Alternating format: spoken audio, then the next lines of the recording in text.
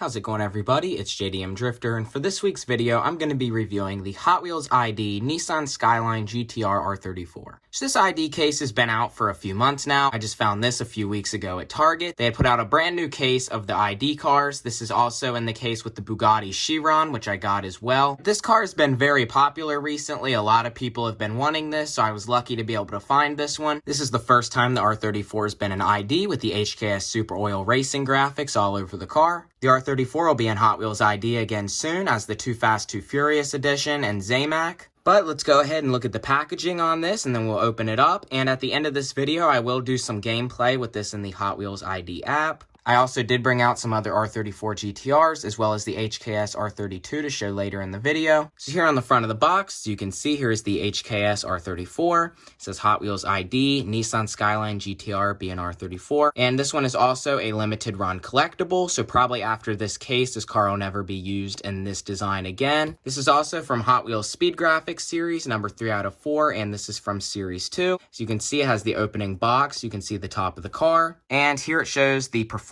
of the car from the speed, laps, and races here on the top. Also on the bottom of the box, it shows you how to scan and get the Hot Wheels ID app, and there's the microchip here on the bottom. So let's go ahead and open this up so we can get an up-close look at it, and I will be putting this on the turntable later in the video.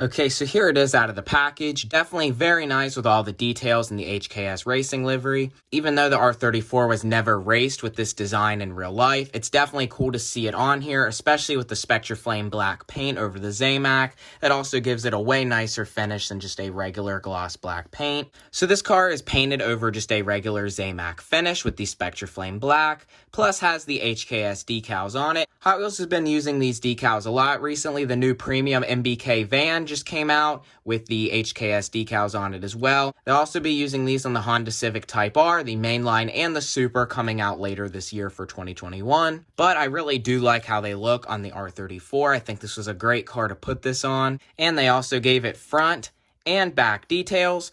And one thing I noticed on this car as well, it has a Too Fast, Too Furious license plate on the back. It says 2F2F03. The reason why I think it's like this is, like I mentioned earlier, Hot Wheels is going to be using this car again in ID later this year as the silver Too Fast, Too Furious R34 GTR. This black paint is just sprayed over the Zamac underneath.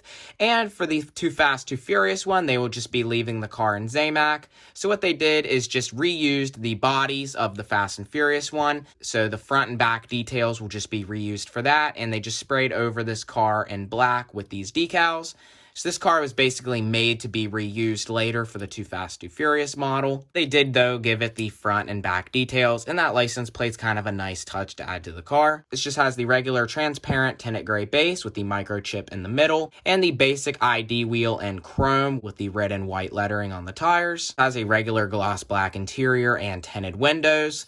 Nice and simple and very clean looking as well. So now Hot Wheels uses this car in the Mainline, Premium, and ID. Hot Wheels also has a different variation of the R34 GTR used for the Redline Club, which I'll show later in this video. So Hot Wheels has been making the R34 GTR since 2010. Its first release was in the Mainlines in silver. This car was designed by Phil Reelman. He's also known for designing some other very popular Hot Wheels castings like Dairy Delivery and the VW Drag Bus. This car has had only one retool since the time it's been made. It's not including the bases, like now the transparent base and the metal base, to the actual body of the car. The only retool they've ever done was added a metal wing to it instead of a plastic one. And the time they had retooled it was for the 2014 Fast and Furious set. Ever since then, the car has had a metal spoiler, a part of the body. Nissan had made the real R34 GTR from 1999 to 2002. Hot Wheels doesn't say which years theirs is. And the exact model that Hot Wheels based this off of is not just the regular R34 GTR. Hot Wheels based this off the R34 GTR R-Tune, which is a very rare example of the R34 GTR. There was only a few ever built. Hot Wheels and 2019 Team Transport finally did the R34 GTR in its famous R-Tune colors. I do have one of them, but not loose, so I'll put a picture up on the screen. I'll also put a picture up on the screen of what the real R-Tune GTR looks like. Now, in real life, Nissan never did the R34 GTR in the HKS livery. One of the most famous GTRs that was raced in that was the R32 GTR, which Hot Wheels has already done for Car Culture Premium. So Hot Wheels basically just made this up on their own. But it does look very good, and someone in real life has actually put a HKS design on an R34 GTR. Skyline 777 on Instagram is from Dubai. I'll put a picture of his car up on the screen. He has a left-hand drive R34 GTR. It's a 2001 R34 GTR V-Spec in Midnight Purple 3, which is the color shift style purple paint that Nissan used. And he has a HKS livery on his car, so that might have been kind of what Hot Wheels inspired this off of as well. Now I'm going to go ahead and show some of the other cars that I've brought out. So this is the Hot Wheels Car Culture Premium R32 GTR with the HKS Super Oil Racing livery on here as well. This car had the HKS window banner and just regular gloss black paint with clear coat. The ID R34 is in the Spectra Flame, since all ID cars are Spectra Flame or Zamac. So the Car Culture R32 has a matte black metal base with real riders. So you can see this is a pretty cool pair to have together. There is a major difference in the colors of the decals and the paint between these two. Here's also the Super Treasure Hunt R34 GTR I have. This also has just rear detail, no front detail. And this is in Spectra Flame Green over the Zamac. Here it is compared to the Spectra Flame Black. Same style paint finish. And here's just the regular base with all the detail, unlike the ID's base, since it has to be smooth for the microchip.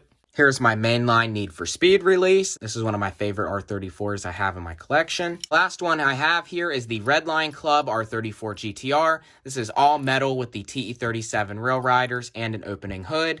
And this is in Spectra Flame Purple over Chrome. You can see the big difference over Zamac and Chrome. This has the Midnight Purple license plate, but this is not Midnight Purple paint. This is just a Spectra Flame Chrome Purple. The real Midnight Purple paint is the color shift style paint. This is also just based off the R34 GTR R-Tune as well. It has the same style body kit and vented hood like this one has. And the only R34 GTRs with this style body kit were the R-Tunes. The Z-Tunes would have had the vented fenders as well. So now I'm going to go ahead and put this on the turntable, and I think that's going to be about it for this video.